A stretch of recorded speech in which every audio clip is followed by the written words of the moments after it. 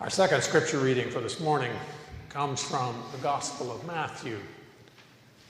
Matthew doesn't really have a Christmas story. He tells of Joseph's dream that convinces him to take Mary as his wife, even though she's pregnant. Mentions that Jesus is born, and then jumps forward to this story that we hear the end of today. We hear half the story. The first half is the visit of the wise men, or the magi. The aftermath of that visit is our reading for today. It seems likely, based on the information in the story itself, that Jesus could be as old as 2 when this story occurs. So it's not really quite a Christmas story, but it is about what happens because Jesus is born.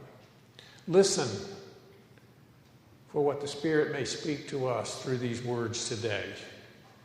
As it opens, it will say of, now after they left, that is a reference to the wise men. Now after they had left, an angel of the Lord appeared to Joseph in a dream and said, "Get up and take the child and his mother and flee to Egypt and remain there until I tell you. For Herod is about to search for the child to destroy him." Then Joseph got up, took the child and his mother by night, and went to Egypt and remained there until the death of Herod. This was to fulfill what had been spoken by the Lord through the prophet, "Out of Egypt I have called my son." When Herod saw that he had been tricked by the wise men, he was infuriated, and he sent and killed all the children in and around Bethlehem who were 2 years old or under, according to the time that he had learned from the wise men. Then was fulfilled what had been spoken through the prophet Jeremiah. A voice was heard in Ramah, wailing and loud lamentation, Rachel weeping for her children. She refused to be consoled because they are no more. When Herod died, an angel of the Lord suddenly appeared in a dream to Joseph in Egypt and said, "Get up, take the child and his mother, and go to the land of Israel, for those who were seeking the child's life are dead."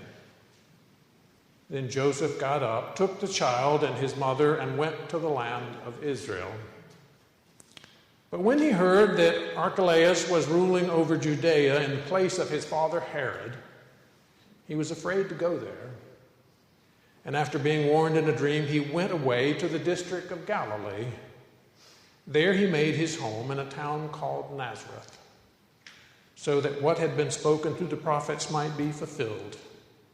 He will be called a Nazarene. The word of the Lord. Thanks be to God.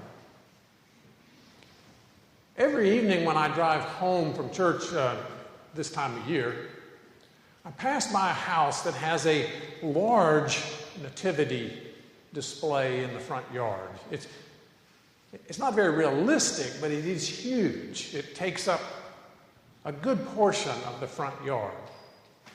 It's constructed of wood. It has a floor with steps leading up to it where Mary and Joseph and the baby Jesus are, along with the wise men and a handful of animals.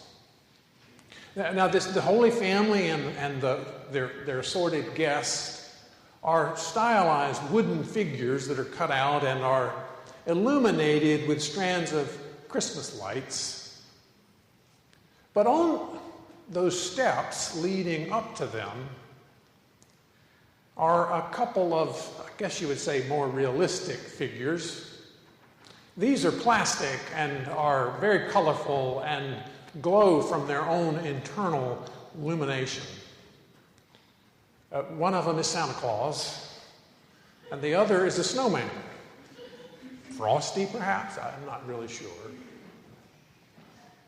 Now, it's sort of odd, but it's hardly the first time I've seen Santa and the manger side by side.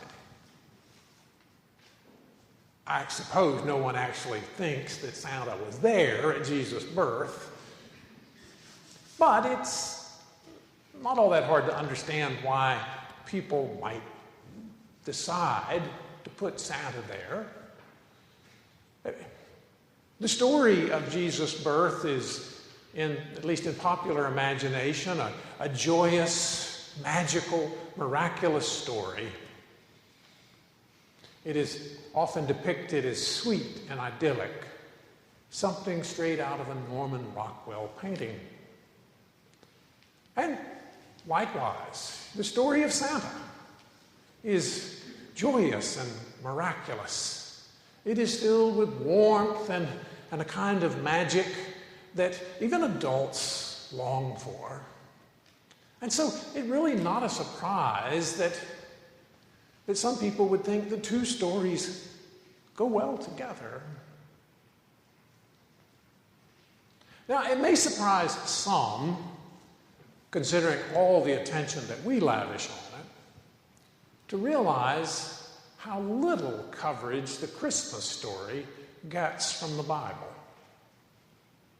Of the four Gospels, only the Gospel of Luke tells of Jesus in a manger. There's no actual mention of a stable. And many scholars assume that the manger is actually in a house, in the part of the house where the animals that belong to the family got brought in at night.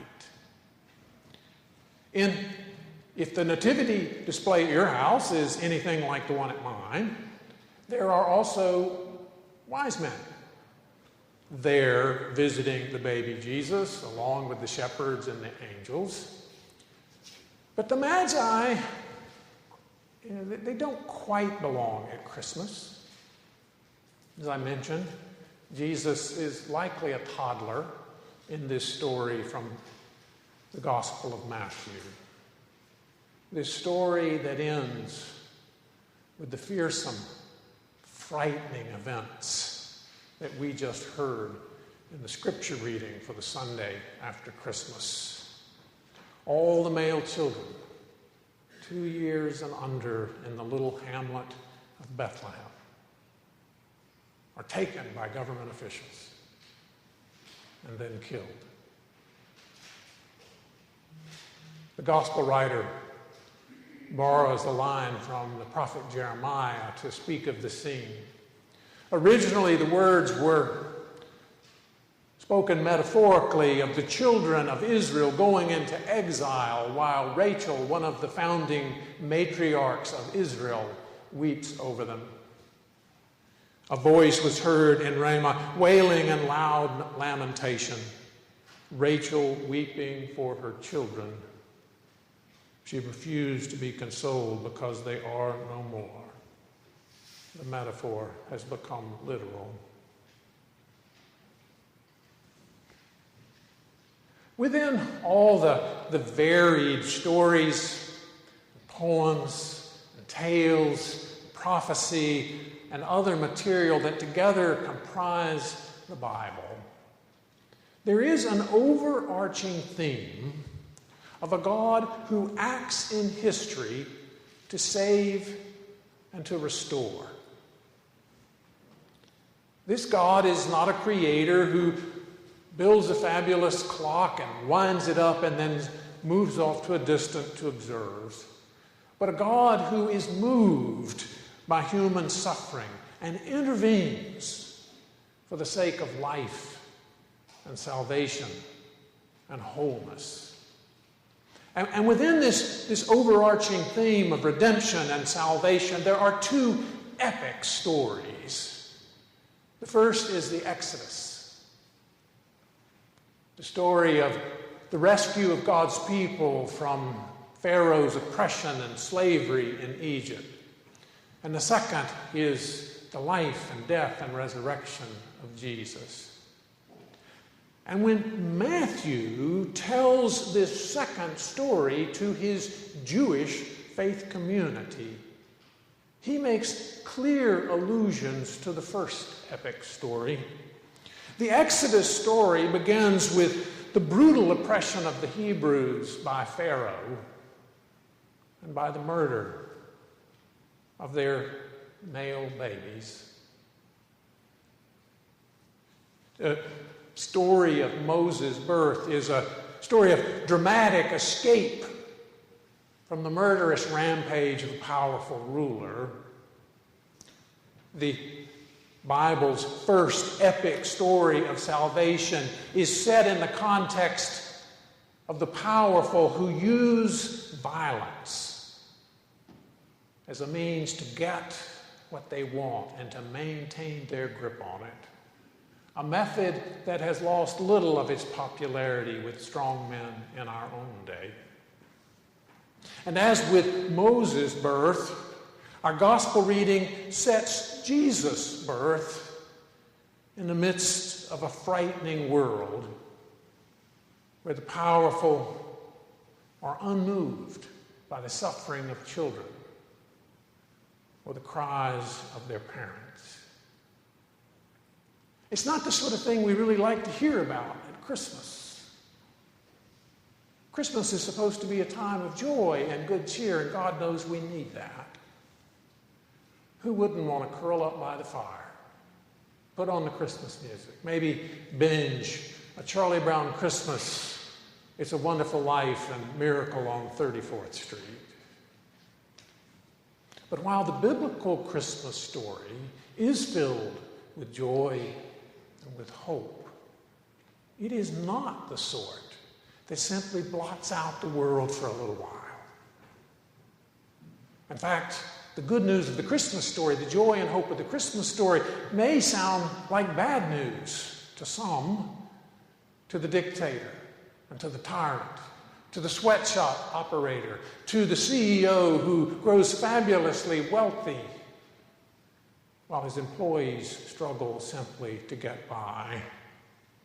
Because the good news of Christmas is that God draws near to the lowly and to the outcasts. God acts decisively to enter into the world's pain and suffering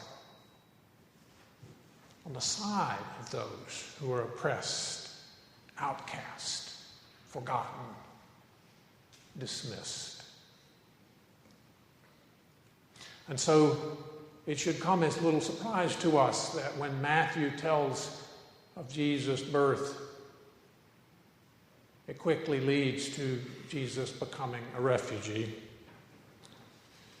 Made a refugee by those who employ whatever means necessary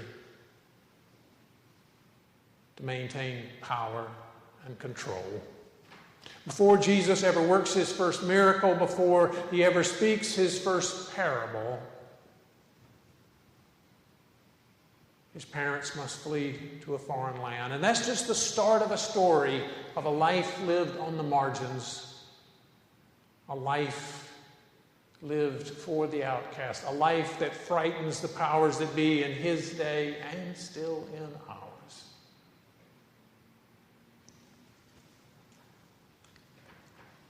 That first epic salvation story in Scripture, the story of the Exodus, turns out to be a contest between God and Pharaoh, between God and the all too typical human ways of ruthless power and might makes right. And so too, the second epic salvation story, the story of Jesus, also pits the ways of God against the ways of Pharaoh.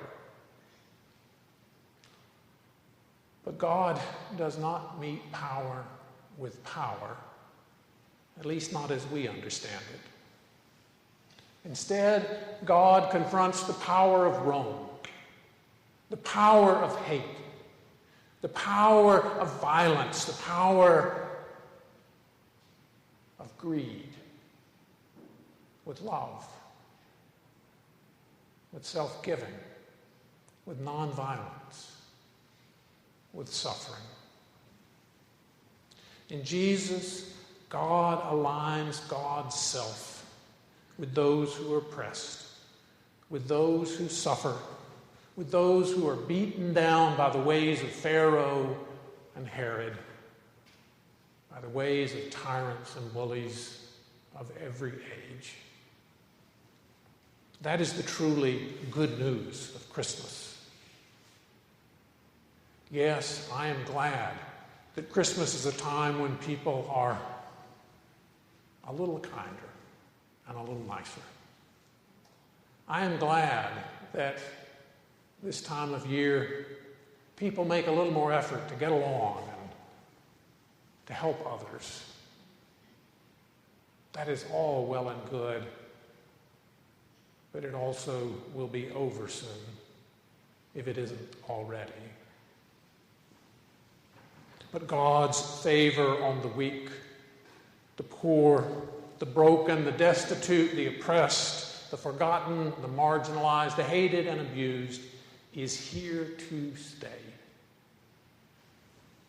God's love that is stronger than death.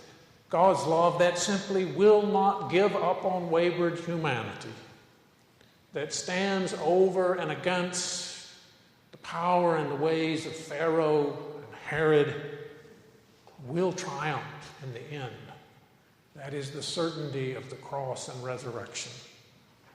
And those who by faith know this good news are called to join with Jesus, to live in ways that reveal him and his love to a hurting world.